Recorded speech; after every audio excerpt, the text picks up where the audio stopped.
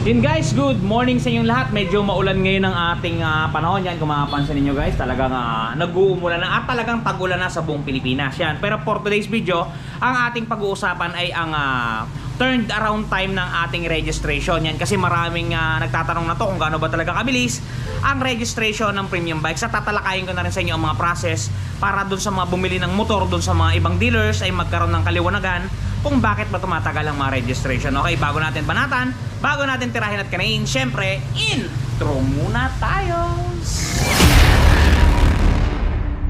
Yun guys, simulan agad natin sa pinaka-importanting detalye sa unit na bibili natin. Ito, for example, ang ating Yamaha Sniper 155. Brand yung brand nyo yan guys, naka-plastic pa kung mapapansin ninyo. Pero sa premium bikes, pagka bumili kayo sa premium bikes, pagka yan ay walang PNP-CSR, isa kasi itong requirement sa pinakamahalaga pagka tayo magre-restro. Ito guys, kung mapapansin ninyo, pag wala pa kasi PNP-CSR yan, meron kaming atiketa na inilalagay sa unit. Yan, para doon sa mga, for example, nag-lunch break kaming may mga alam doon sa PNP niya, para pag yung nakausap, for example, si cashier, hindi niya masyadong aware dito, yan, makikita niya na without PNP-CSR pang unit. Meaning to say, medyo madidelay ang registration yan. Kasi yan yung dokumento na isa sa pinakakailangan pagka nagre-registro tayo. Pagka sa premium bikes kayo nagbili, lahat ng unit na walang PNP-CSR is may atiketa. Yan, kung mapansin niyo, meron tayo dito. Meaning to say, wala pa siyang PNP-CSR. Meron kasing mga dealership, hindi ko naman papangalanan na. Kasi merong mga dealer na basta makapagbenta lang sila. Kahit walang PNPC motor, ibebenta nila for the sake of quota. Pero kami dito, hindi. Pagka talagang walang PNP-CSR yan, tatanungin namin si client kung gusto niyang i-avail, pero medyo delay ang registration. Okay, proceed tayo sa mga dokumento. Step by step process, yun yung pinakamahalaga. Alamin niyo muna kung meron na bang PNP-CSR ang mga unit, kasi lahat ng dealer ay hindi pare-parehas.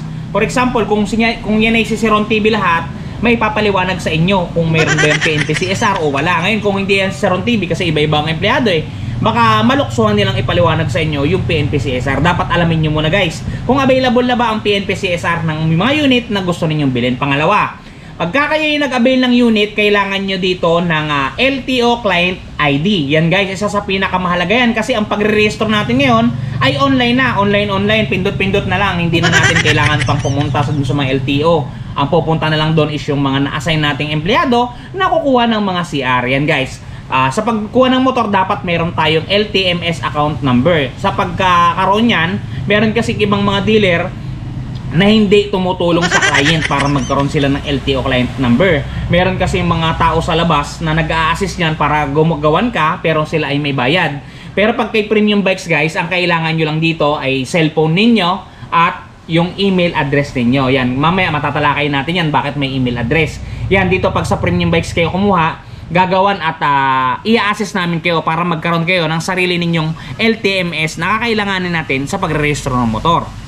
Okay, moving forward. Meron ng PNP-CSR ang motor, meron na kayong client ID. Nakabili na kayo ng unit. Sa madaling salita, i-pass forward na natin, nakabili na kayo ng unit. Ang gagawin naman namin dito sa dealership, for example, nabili na ninyo, umalis na kayo, i-encode namin ngayon yan guys sa LTO system natin, sa LTMS system natin. Yan, pagka-encode natin yan, automatic yan kasi scan natin yung mga dokumento ninyo. Paperless sa tayo, hindi na natin kailangan yung mga dokumentong dalhin pa sa mga LTO natin. Paperless sa tayo. Pag in-scan natin yan, doon na rin natin i-upload. Ngayon kung nga rin na-encode na natin yan kasama ng mga dokumento ninyo, pagka na-accept natin yan o na-send natin yan, papasok o ibabato na yun ng system dun sa pinakamalapit na LTO sa lugar ng pinagkabilan ninyo. Ngayon, pag pumasok na sa bucket ng LTO yan, meron silang mga staff na a-aprobahan ito o i-check itong mga in-encode namin kung tama ba. Ngayon, kung ito yung mali, ibabalik ulit nila sa dealership yan. Ngayon, kung iyan ay tama, i-approve na nila yan. Ngayon, once na i-approve yan ni LTO, yan, pang-apat na tayo na i-approve na ni LTO, papasok na ulit yan guys sa bucket ni Premium Bikes, which is payment naman tayo. Dito guys, medyo minsan nagkakaroon ng delay kasi meron tayong tinatawag na mga cut-offs. For example, sa buong isang araw, ang cut-off ng bayad natin online ay alas 2 lamang. Yung mga may iiwan ng babayaran ay sa kinabukasan na. At pagka Sabado at Linggo guys, syempre usually wala namang payment niyan pagka Sabado at Linggo, at tatawid na tayo sa Lunes. Dito nagkakaroon ng delay pero konting-konti lang naman. Ayun. Ngayon guys, pagka pumasok yan sa account ni Premium Bikes at yan ay need ng bayaran, isasama yan o i-schedule yan ni Premium Bikes kung pang ilang batch siya dun sa babayaran. Ngayon, kung pasok siya dun sa batch na cut-off, mababayaran agad yan. At pagka nabayaran yan, kung matatandaan ninyo kanina, ginawa namin kayo ng LTO client ID number na merong email address ninyo. Natatandaan ninyo.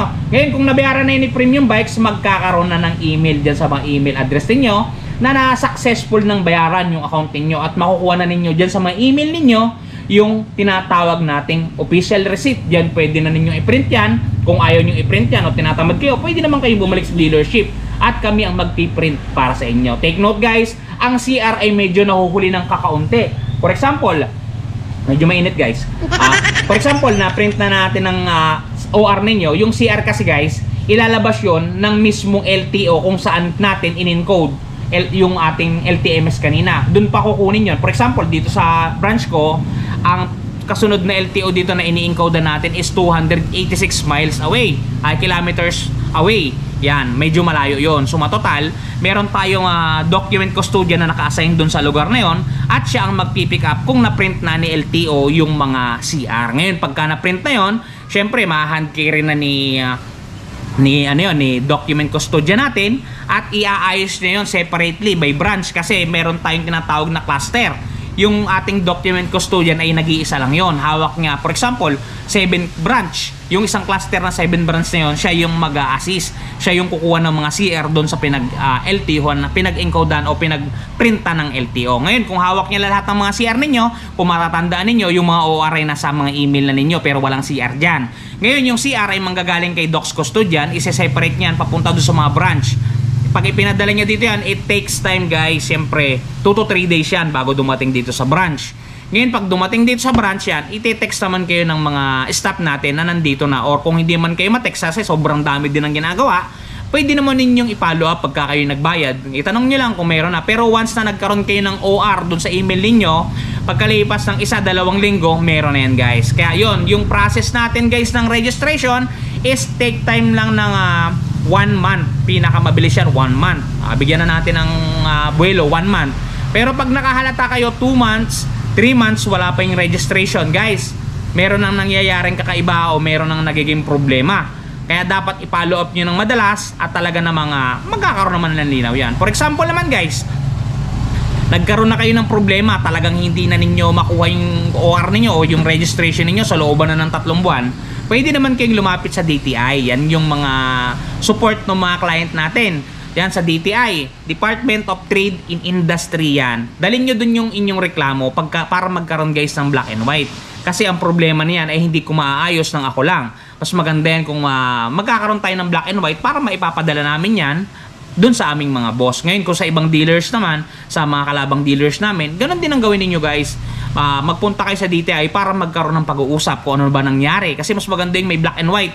Huwag yung mag-aaway at magmumurahan lang kayo sa loob ng branch. Huwag yung mumurahin sa staff mo guys. Ireklamo nyo sa tamang proseso. Magkakaroon niya ng mga galawan. Ganito nga pala guys. Ngayon, na-restro na, may 2 uri ng registration tayo. Kasi yung mga una o yung mga luma, ganito guys ang registration nila. Kung mapapansin niyo, yung may kulay dilaw, tapos yung may OR, yan, yung mga luma. Ngayon, ay yung mga bago guys na lumalabas ngayon, yung mga bagong mga ORCR, ganito na. Which is parang titulo na ng lupa, yan o. Malaki na siya, ganito na talaga, wag nyo sasabihin peke yan. Talagang original yan, yan.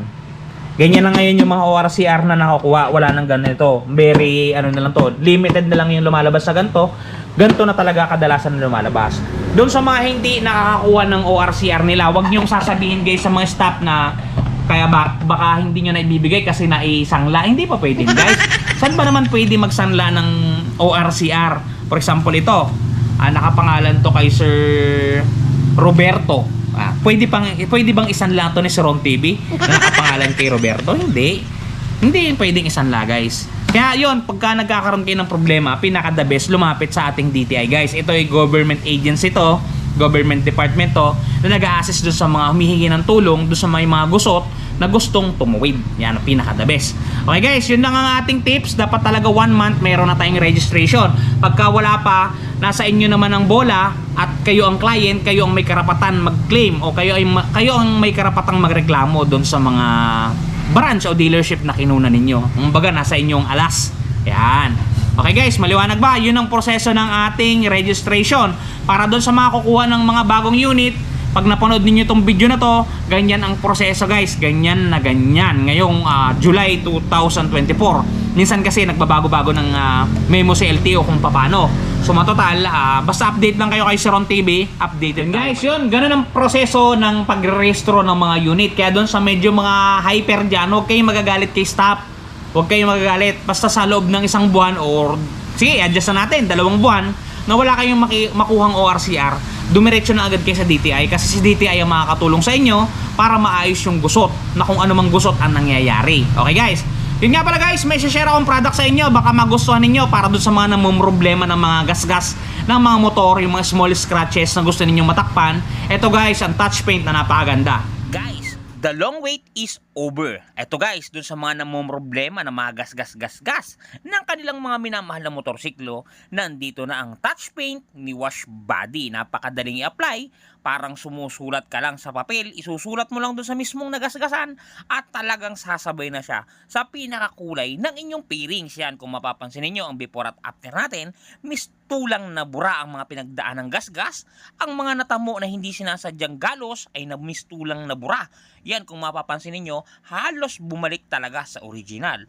Guys, pati pag-package nila nito papunta sa mga lugar ninyo ay talagang napaka-safety. Kung mapapansin niyo, talaga namang safe na safe ang package na bibilin nyo sa kanilang Shopee Shop. Kaya kung ako sa inyo, try nyo na ang touch paint ni Wash Body. Yan guys, sobrang epektibo ng touch paint na yan at napakamura pa. Yung link niya nandito sa description box natin kung saan ninyo mabibili. Yan guys, talaga namang buhay na buhay, gigil na gigil, at galit na galit. Okay guys, dun sa mga solid subscriber at supporters natin dyan, maraming salamat sa inyo.